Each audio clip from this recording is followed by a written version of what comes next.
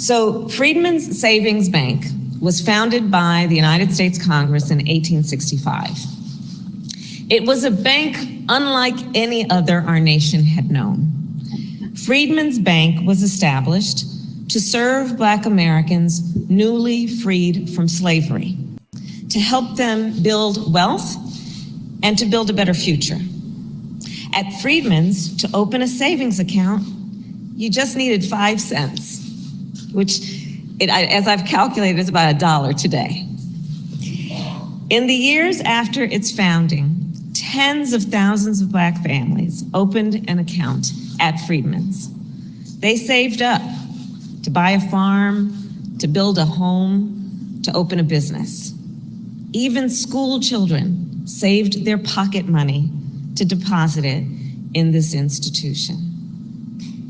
And then 9 years later, after the bank first opened its doors, because of an economic downturn and because of the organized assault on the project of Reconstruction, Freedmen's Bank was forced to close.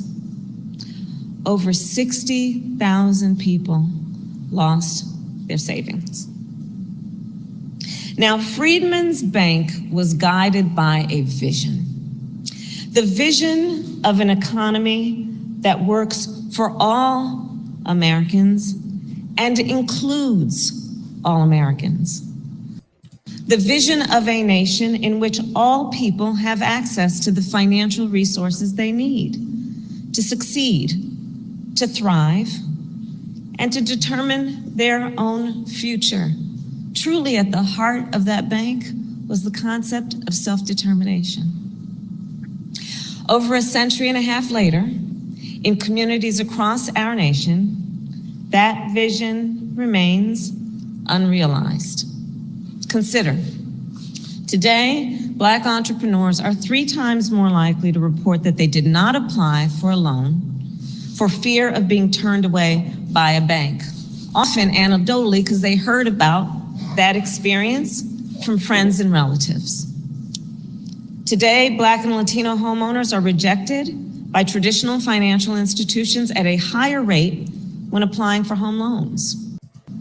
And this is the case even when they have credit profiles similar to other applicants. Today, many immigrant business owners, including some Asian American business owners, face language barriers that limit their ability to access capital and banking services.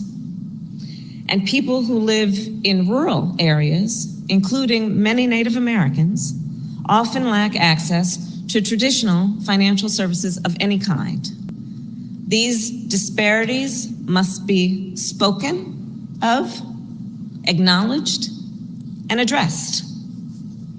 One of the last actions, as you heard Secretary Yellen mentioned, I took as a United States Senator was to team up with Leader Chuck Schumer and Senator Mark Warner and Senator Cory Booker and Chairwoman, Maxine Waters, to invest $12 billion in community lenders, which of course are financial institutions that predominantly do business in overlooked and underserved communities.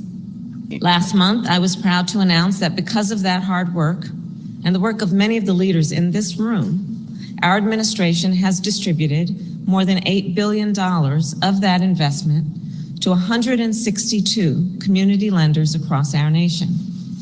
That is $8 billion on the ground in communities across our nation right now.